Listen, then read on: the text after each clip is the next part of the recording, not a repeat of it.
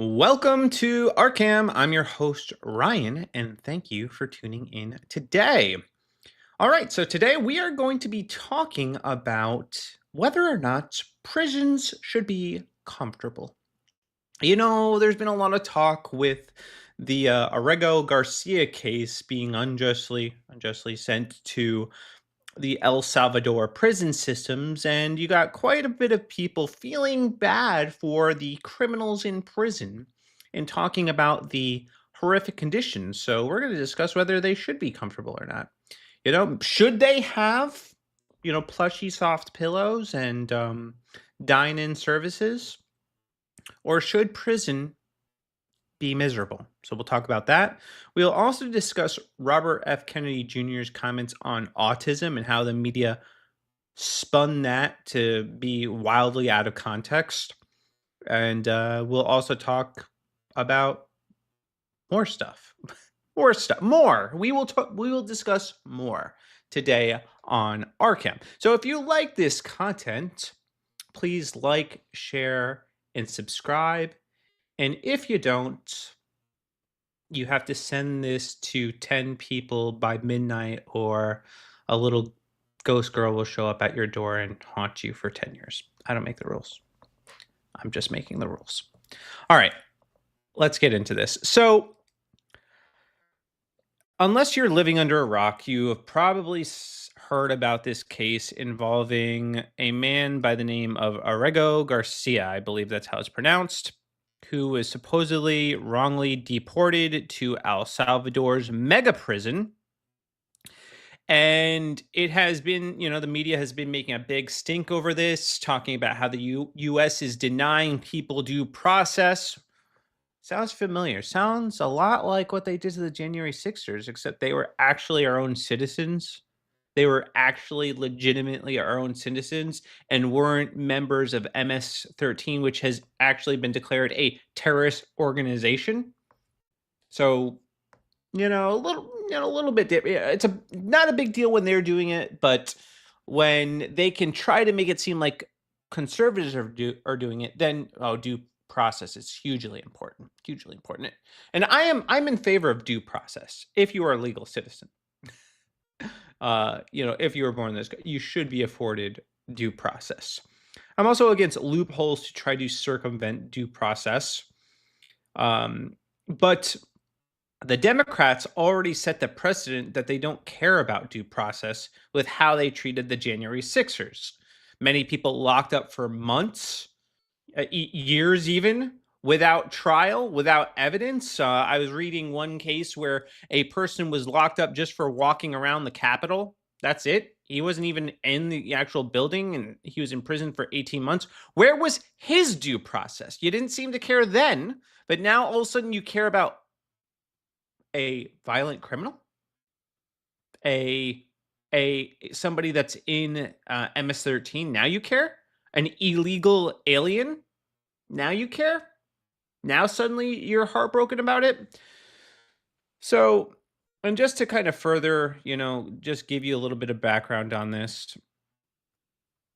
This is from the New York Post. Alleged MS-13 gangbanger Kilmar Abrego Garcia's rank street name revealed as fight over deportation to El Salvador mega prison ranges. So Kilmar Abrego Garcia, the alleged MS-13 gang member who was wrongly deported to El Salvador's notorious mega prison, held the rank Chico, the street name Chele, within the vicious criminal organization. Newly released documents reveal U.S. Attorney Pam Bondi shared the evidence Wednesday to support President Trump's claims that Abrego Garcia is a member of a violent international gang after cops found him socializing with confirmed MS-13 gangbangers.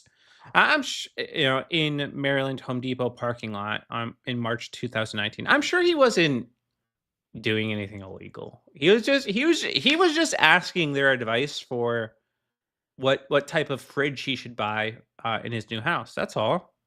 No, nothing criminal. He just wanted to know what the proper installation for his new fridge entailed.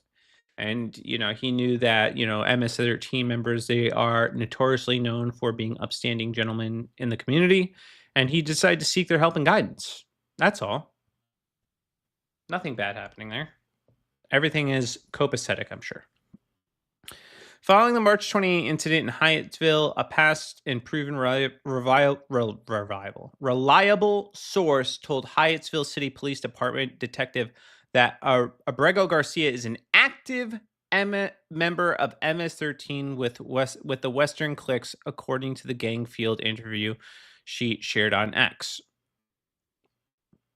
The confidential source further advised that Abrego carried the rank Chiquero and the moniker Chele, the report states. Officers also noted the illegal migrant's clothing, a Chicago Bulls hat, and a hoodie with rolls of money covering the eyes, ears, and mouth of the president on different denominations is indicative of Hispanic gang culture.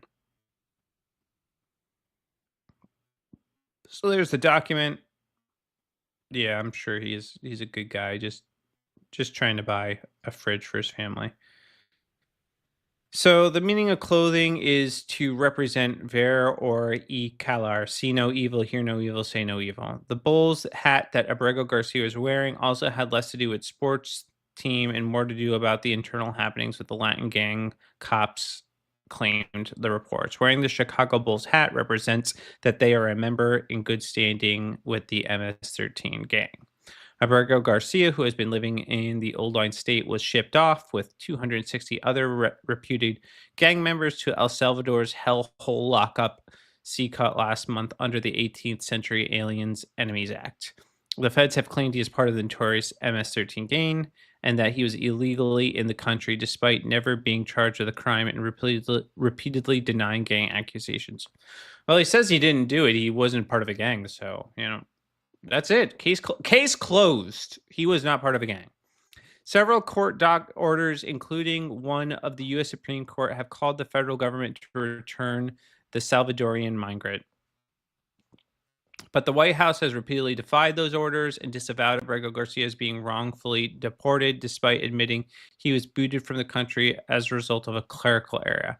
His deportation also went against a 2019 order blocking the Fed's ability to remove him to El Salvador on the grounds that he was at risk of retaliation from gangs like Barrio 18. Earlier Wednesday, the Department of Homeland Security revealed that Abrego Garcia was previously accused of physically abusing his wife. No, not Abrego. No. This is a man that is at Home Depot trying to buy his wife a fridge. And being a part of a violent gang and couldn't be him. A U.S. citizen who has been fiercely advocating for his release in an effort to rebut the claims by the media that he was an upstanding Maryland man. The MS-13 gang member is not a sympathetic figure, DHS said. So I'm going to go out on a limb here and assume that this guy probably isn't an upstanding member of the United States. I am. And that he did, in fact, enter this country illegally. But I'm not actually here to talk about Abrego Garcia, although there's a lot to talk about in that vein. I am here to talk about the concept of prison.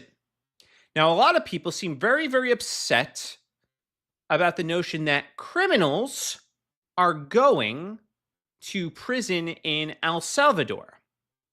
And I've seen all sorts of people talk about how inhumane this is. What would Jesus do? Prisons should have better conditions. Here's one post. I gotta pull this up because I do think it's relevant to the conversation, kind of kick off what we're talking about. Well, while I ready that up, let's show the grim conditions in this prison first, and then I'll show you the tweet. I think that'll work. All right, here we go.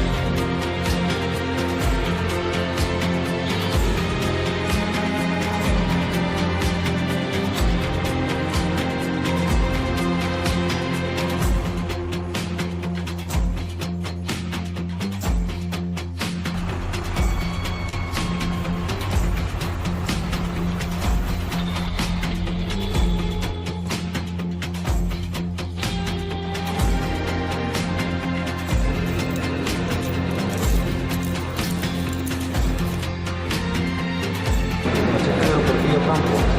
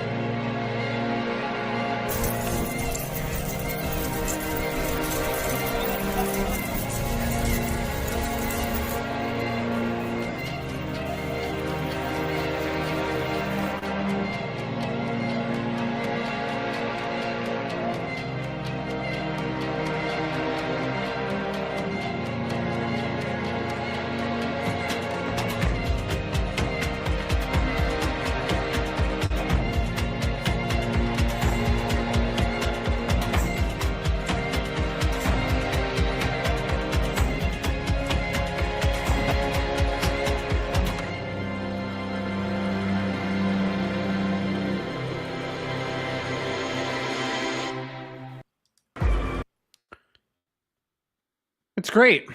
Honestly, I think this is great. And maybe some of you watching might be thinking like, "Oh, that's horrible, Ryan. Like those conditions are inhumane." I don't care. Actually, I do not care about the prison conditions of murderous animals. They acted like animals in real life. They claimed the lives of innocent people. They sold drugs that destroyed the lives of innocent human beings. They wrought havoc and destruction on the citizens of not just their country, but countries all over the world, including our own. I do not care if they have to sleep on steel framed mattresses. I do not care if they have to be uncomfortable in their prison cells. I do not care. And before any of you are like, "Oh, what would Jesus do?" Well, let's talk about what Jesus would do, okay? Maybe that doesn't seem like a Christ-like response. Maybe it seems callous and cruel and cold and not a behavior, not an attitude that a Christian ought to have.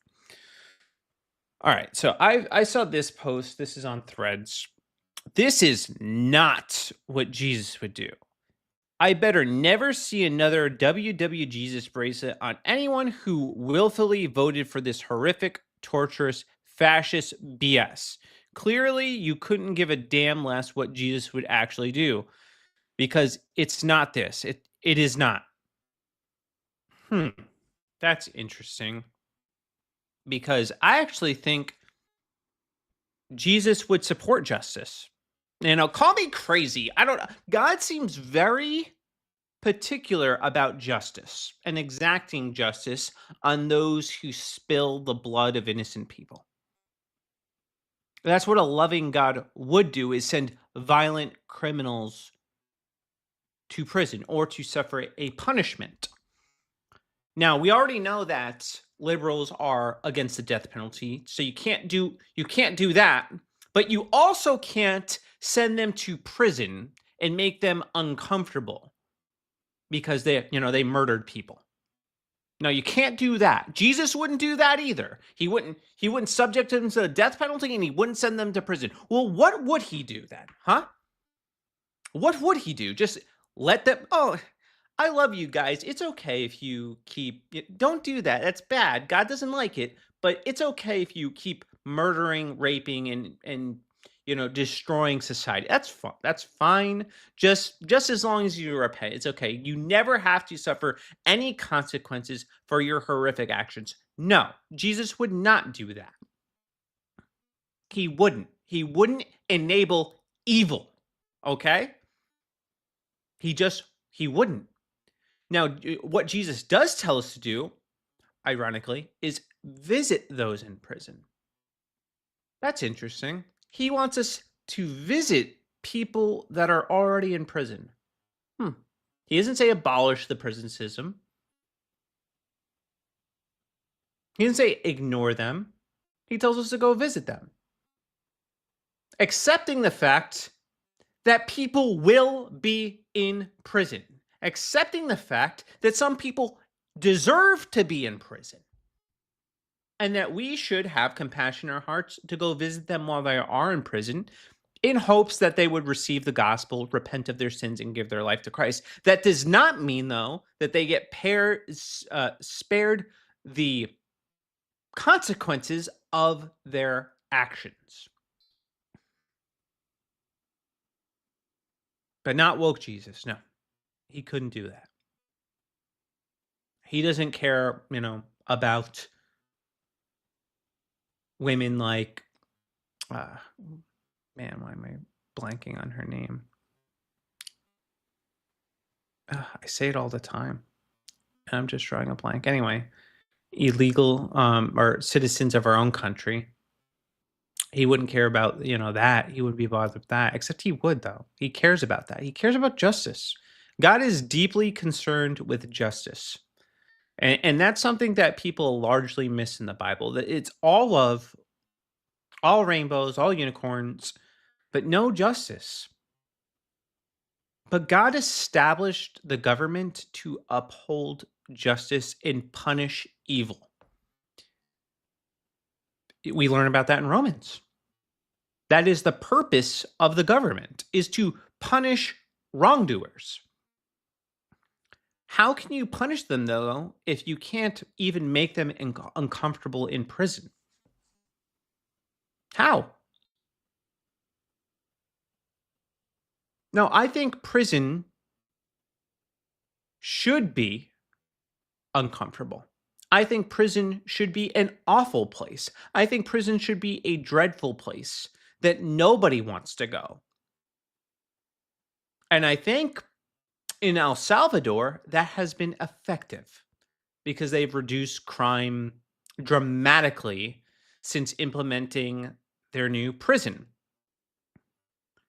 And hopefully, the hope is that that sends a message to other potential criminals to not engage in criminal activity, or they will spend their life rotting behind bars in a maximum security prison in some of the most uncomfortable situations possible. I mean, just look at the way they're lined up here, man. I mean, that's got to not be comfortable.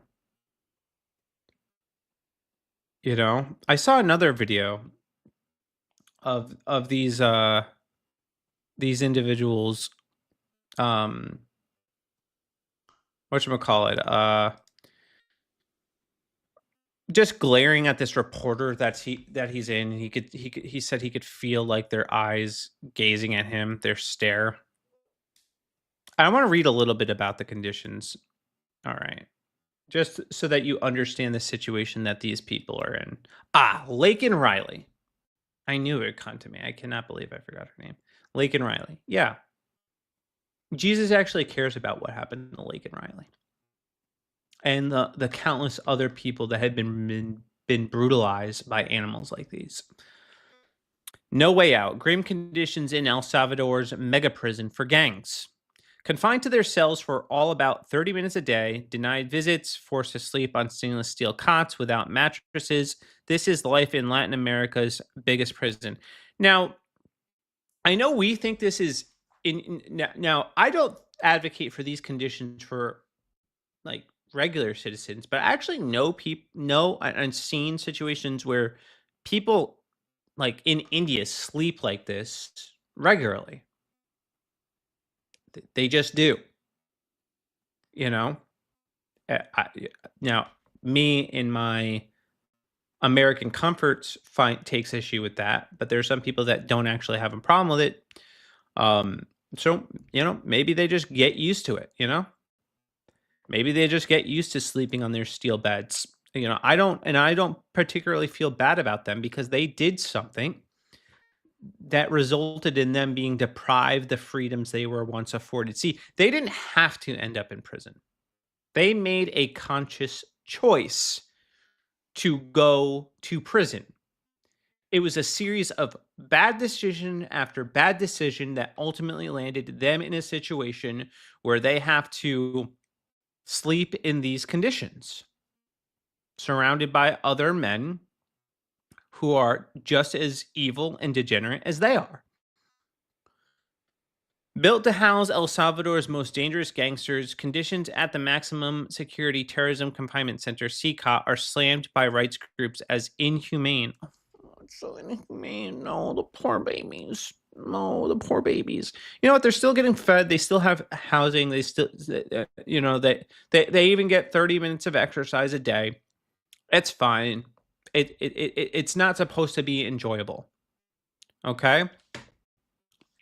Yet U.S. President Donald Trump has praised the tough tactics of his gang-busting Salvadorian counterpart, Nayib Bukele, as an example, and is considering designating El Salvador a safe third country to which to deport undocumented migrants, according to U.S.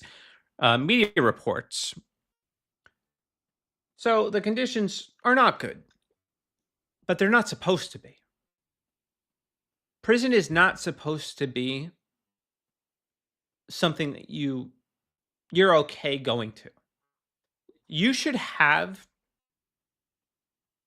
dread at the thought of going to prison. The picture in your mind of prison should be so bad that you never want to be there. That is the point of prison. It is supposed to be an unpleasant place, an uncomfortable place, a place where every single day you are reminded of the evil that you committed against other people. And hopefully that is enough to bring you to repentance. Hopefully, staring and facing the fact that you are going to spend the rest of your life behind bars in some of the most grueling conditions imaginable will make you rethink what got you there and will discourage others from making the same mistake. So, I do think that prisons should be awful. Now, do I think that prisoners should be beaten or abused or deprived food? No. I think they should be provided the bare minimum needed for them to stay alive and stay physically healthy. That's what I think. Anything else, though, is a bonus. Beds, bonus. You don't need it. You don't actually need it. You can sleep on steel, as uncomfortable as it is. You can sleep in crammed condition, as uncomfortable as it is. And that's the point. Prison should be uncomfortable. We want people to understand that this is an awful place, a place they don't want to end up, and hopefully that will deter crime. Another thing that I have frequently talked about that will deter crime is the death penalty and actually enforcing the death penalty. I recently did research, and I think not like in-depth research, just kind of at a glance, and only 25 people were sentenced to the death penalty in 2024, I believe, or 2023. Only 25. So we've only actually sentenced a fraction of a percent of people to the death penalty in the United States. And then you have people like AOC calling for the abolition of the death penalty. What the hell are you talking? It's basically abolished. It does not really exist in any capacity. If you are sentencing 25 people to death out of millions of people a year, it's basically done. It has very little public support. And I actually think that's a mistake. Okay? Punishing evil should serve as a deterrent for people committing evil. But that's not something that's enforced. And it's almost like the left doesn't want bad people to be punished at all because they don't actually care about justice. They care about their own agenda. They care about power. And that, I think, is a huge mistake. I think a civilized society should place priority on justice for innocent people. I think that's what a loving society would do. They wouldn't just let criminals get away with murder. They wouldn't let innocent people suffer at the hands of violent thugs. That's not justice. It's not. And I do think there are times and places for mercy. But a person has to be willing to accept that mercy. And if that person isn't,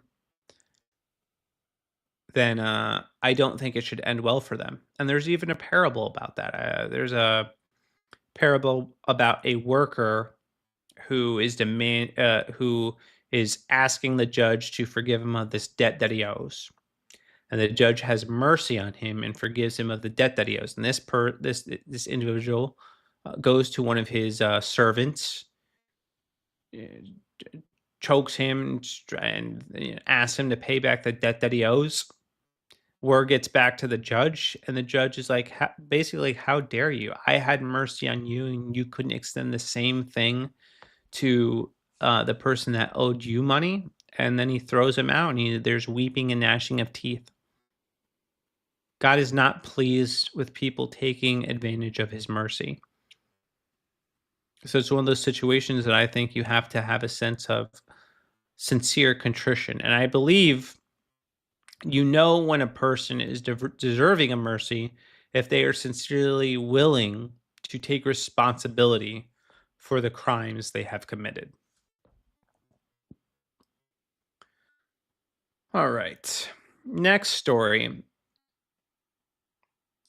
Media has also been making a lot of fuss about this. So. Sir, this is an individual tragedy as well. Autism destroys families. More importantly, it destroys our greatest resource, which are children. These are children who should not be suffering like this. These are kids who, many of them were fully functional and regressed because of some environmental exposure into autism when they're 2 years old. And these are kids who will never pay taxes. They'll never hold a job. They'll never play baseball. They'll never write a poem. They'll never go out on a date. Many of them will never use a toilet unassisted. And we have to recognize we are doing this to our children. Sir. So, if you're like me, you watch that and you think, oh, yeah, that makes a lot of sense, because there are people with severe cases of autism that can't do anything on their own. They can't eat on their own. They can't get up on their own. They can't be unattended, or they will run out of a building and find themselves in trouble. They can't use the restroom on their own. They can't do anything on their own. They are wholly dependent on another human being. And if you have any experience with autism, then you know individuals like that. But obviously, not all cases are like that. There are some cases, many cases, where people are higher functioning. They're able to do more. That doesn't mean everything. It doesn't mean that they can ever date or have children. But they can do more. They might be able to hold down a job. They might have some level of independence. Yeah, there are people like that. But the media, the way they are spinning this, it's like the only cases of autism are those cases. So here's one. I'm autistic and I work, and I made sure to let RFK JR know it. These are the kids who will never pay taxes, HHS Secretary Robert F. Kennedy Jr. said of autistic children Wednesday. They'll never hold a job. Well, one, it's children with autism. I can't believe I am more politically aware of how to use that phrase than the author is. So that's number one. Number two, obviously He's not talking about you, you absolute moron. Obviously. But there's more. Blah, blah, blah. Oh, man, I just want the headline. No.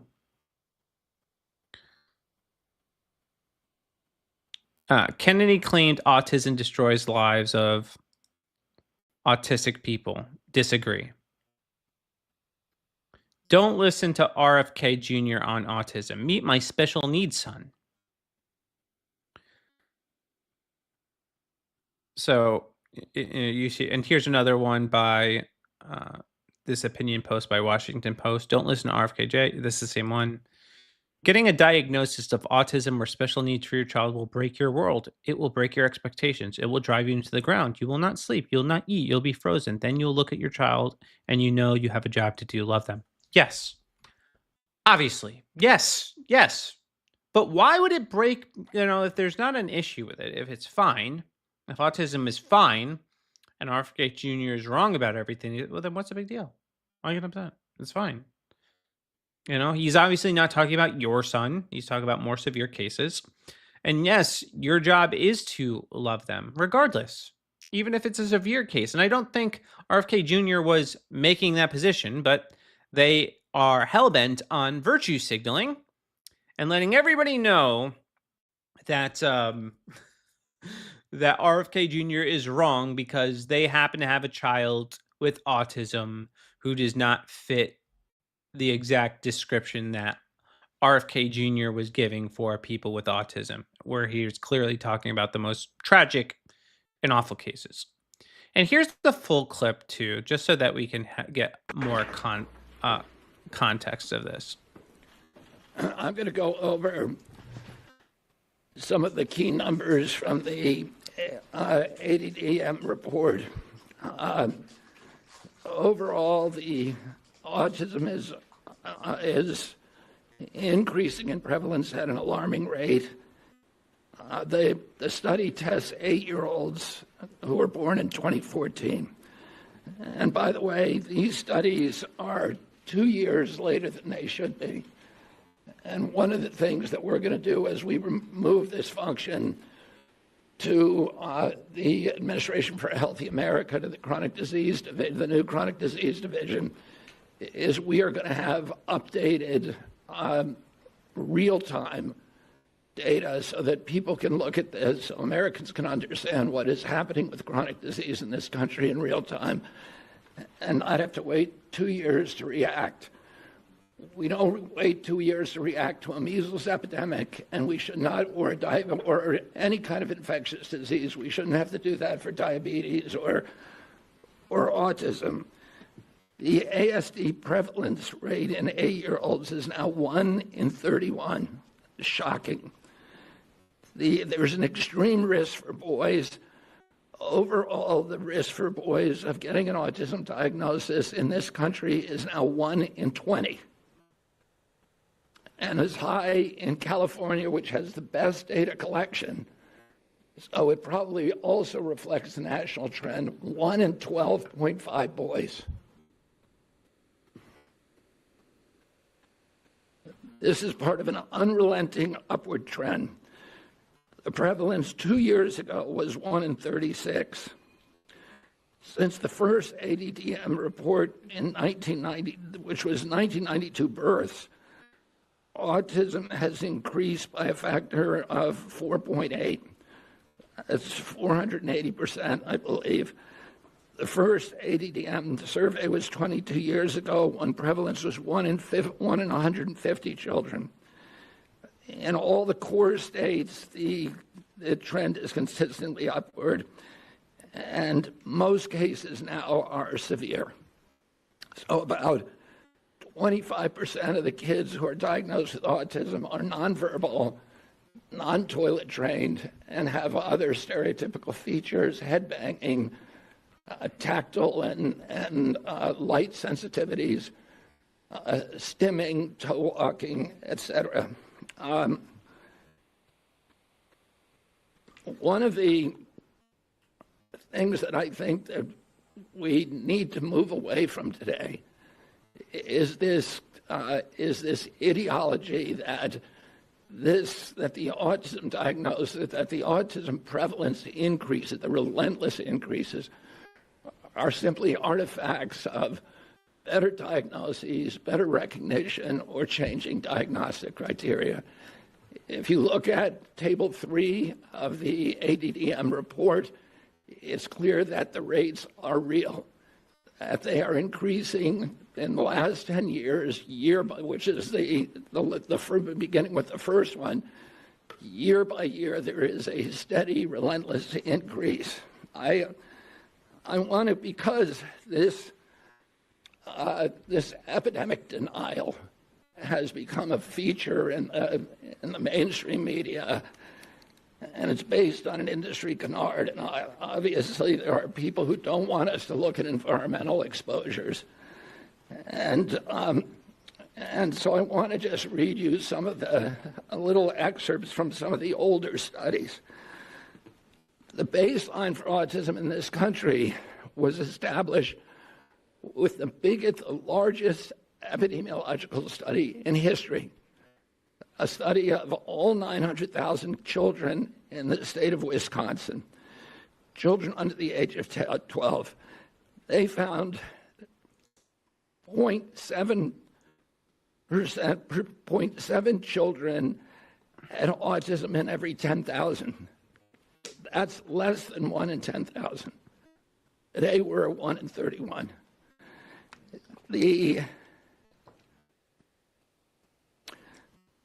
That study also confirmed the 4-to-1 male-to-female ratio. There were at that time just over 60 children in Wisconsin with autism. And today it's around 20,000. In 1987, there was another exhaustive study, a peer-reviewed study in North Dakota, set out to count every child in the state with a pervasive developmental disorder, including autism. That study meticulously combed through every record, every diagnosis, and he even conducted in-person assessments of the entire population of 180,000 children under 18. The autism rate they found was 3.3 per 10,000. So that's in line with the 1 in 10,000 that was found in Wisconsin 17 years earlier.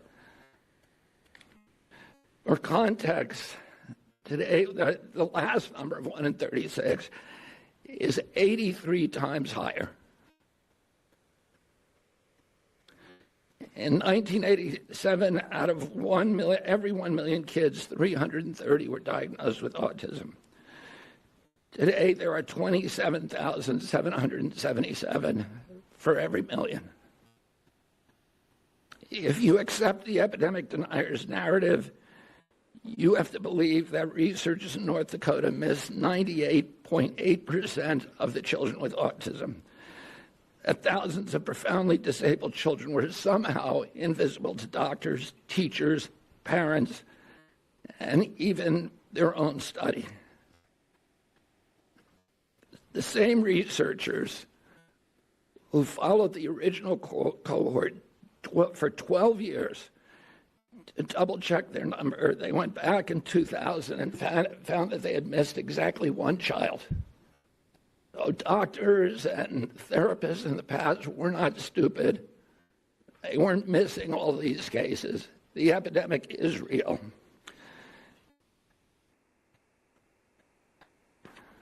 Between 1959 and 1965, researchers from 14 hospitals associated with major universities undertook a national collaborative perinatal project tracking 30,000 children from birth to age 8. This was no half-baked survey-based analysis. The study conducted 9 separate screenings covering neurology, psychology, speech, language, hearing, and visual function. Every developmental quirk, anomaly, and disorder was logged with painstaking detail. Autism, a condition characterized by profound impairments in social communication and behavior, would have stood out like a neon sign. There were 14 cases. That's 4.7 per 10,000. So we know what the historic numbers are, and we know what the numbers are today. And it's time for everybody to stop attributing this to this ideology of epidemic denial. In 2009, the California State Legislature charged the Mind Institute at UC Davis with because this myth was already becoming pervasive, the myth of epidemic denial was already becoming pervasive in the mainstream media. The California legislature directed the Mind Institute at UC Davis to answer the question. And Irva Hertz-Pichotto is a highly esteemed, revered scientist, neurology, and epidemiologist, came back with a definitive answer: the epidemic is real.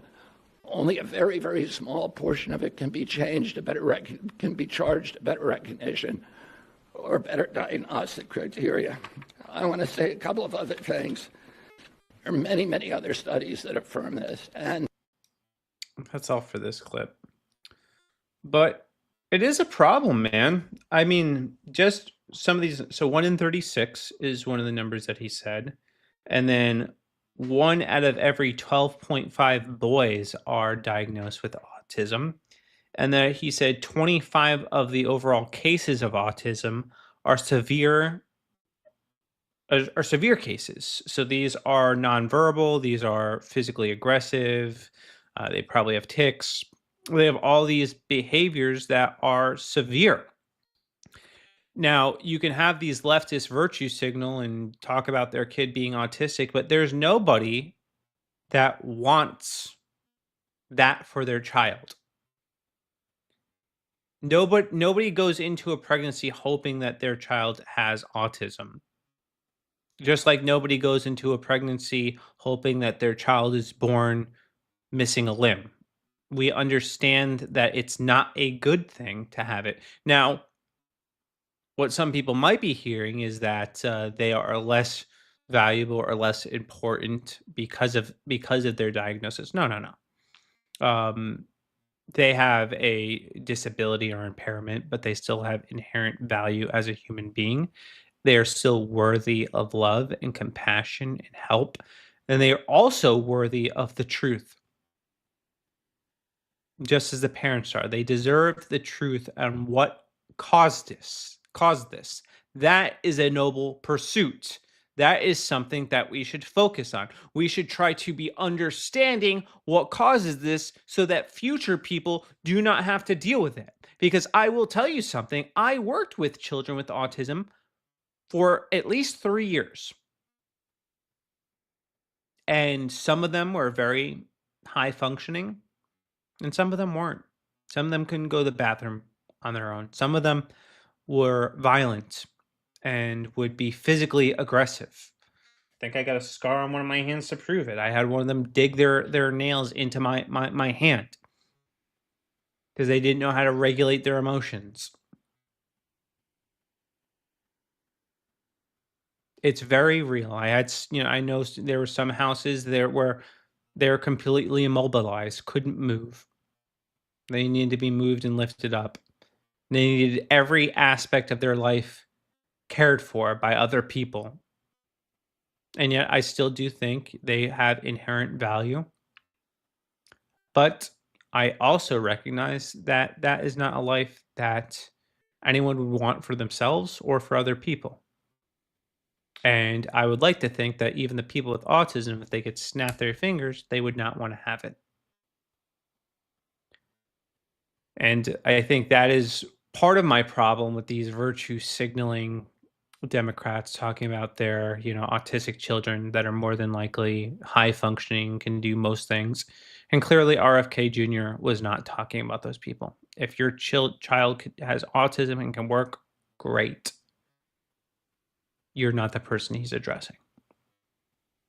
If your child is somebody who can't go to the bathroom by themselves, self-harms because they can't control a tic, has violent outbursts, can't sit in social settings, can't be left alone. Those are the people that RFK Jr. is talking to, trying to sympathize with, wanting them to know that they are heard and that they are not alone, and that he is doing everything in his power to try to figure out what happened to their kid, what caused this, because it is an epidemic. You heard those rates increase of 480%. 480% is insane. So, yes, that is an epidemic. And yes, parents deserve to know what's causing it. I don't know what it is. I'm not going to claim to know. Could be vaccines, could not be vaccines. Could be chemtrails, could not be chemtrails. Could be foods. I don't know. I'm not the scientist. But I am a dad. And I do want to know. I do have friends that have children with autism. I believe they deserve to know. That's the God's honest truth. Excuse me. So that's the media taking RFK Jr. out of context, as usual. That's just their MO. Another thing I wanted to bring up is that RFK Jr. is to ban petroleum-based food dyes. My feeling is, why gamble with the health of our children? FDA Commissioner Martin McCary said. Health and Human Services Secretary Robert F. Kennedy plans to direct food manufacturers to phase out 18 petroleum-based food dyes from cereals, sports drinks, and other grocery staples by the end of 2026. This is great news. The directive, expected to be announced in full detail on Tuesday, affects hundreds of thousands of grocery store items containing 8 petroleum-based dyes, which health experts have long criticized potentially causing hyperactivity and other neurobehavioral problems, maybe autism. The 8 dyes being targeted include red number 40, yellow number 5, yellow number 6, blue number 1, blue number 2, green number 3, red number 3, orange B, according to details provided by the officials to the Times. Food industry experts estimate that the reformulation cost could reach into the billions, though many companies have already developed alternative formulations for their European and Canadian products. And that alone should be something that concerns us. They do it healthy in other countries, but not here because they can get away with it. And we wonder why European countries are healthier than our countries. And maybe it's because the companies aren't trying to murder them there, and they are here. Maybe that's the case. But I think this is a good move. My wife is hardcore crunchy. So she doesn't even permit half this stuff in our house. If she sees me eating anything with red, she even suspects has red number 40, and she's gonna slap it right out of my hand. But it's because she loves me and she wants what's best for me. Even though sometimes I don't want what's best for me. I would just really like to have some Twizzlers or something, some Starburst, or Nerds. She's not having it. Anyway, I do think that's a positive development. And one more thing I wanted to talk about. We're not going to spend a whole lot of time on this, but I do think this is interesting. The White House posted this site, whitehouse.gov, and then it's COVID-19 and the true origins of COVID-19. The proximal origin of SARS-CoV-19 publication, which was used repeatedly by public health officials and media to discredit the lab leak theory, was prompted by Dr. Fauci to push the preferred narrative that COVID-19 originated naturally. Number 1, the virus possessed biological characteristics that is not found in nature. Data shows that all COVID-19 cases stem from a single introduction into humans. This runs contrary to previous pandemics where there were multiple spillover events. Wuhan is home of China's foremost SARS research lab, which has a history of conducting gain-of-function research, gene altering, and organism supercharging at inadequate biosafety levels. Wuhan Institute of Virology researchers were sick with COVID-like symptoms in the fall of 2019, months before COVID-19 was discovered at the wet market. By nearly all measures of science, if there was evidence of natural origin, it would have already surfaced, but it hasn't. Yeah, and this is just like a whole indictment on what they had told us about COVID, and we are once again vindicated, once again proven right. And honestly, I'm tired of being right so often. We are right all the dang time. And we were right about the origins of COVID-19. And actually, there was a time where just me talking about this on YouTube would result in a ban because they were trying to conceal the truth. And now the truth is out there in plain sight on the whitehouse.gov page for everybody to see. And it just makes you realize the lengths that these people went through to try to cover up their crimes and try to hide what they were doing and try to gaslight us, make us feel like we were crazy for believing what was obvious. And I still don't think we understand the full scope of what, not what COVID-19 necessarily did, but what the overreaction of COVID-19 did. And I think that's something that we will be paying for a long time because it was just so crazy. But anyway, I'm glad the truth is out. Okay, apologies. I did not have as much time to work on this stream as I would have liked, so it was kind of thrown together last minute. So thank you for bearing with me. I do appreciate you guys. And if you like this content, please like, share, subscribe, click that notification bell to stay notified every time I go live. And I go live every Monday, 9 p.m. Eastern Standard Time. So, yeah, follow me. I appreciate it. Have a blessed night. Deuces.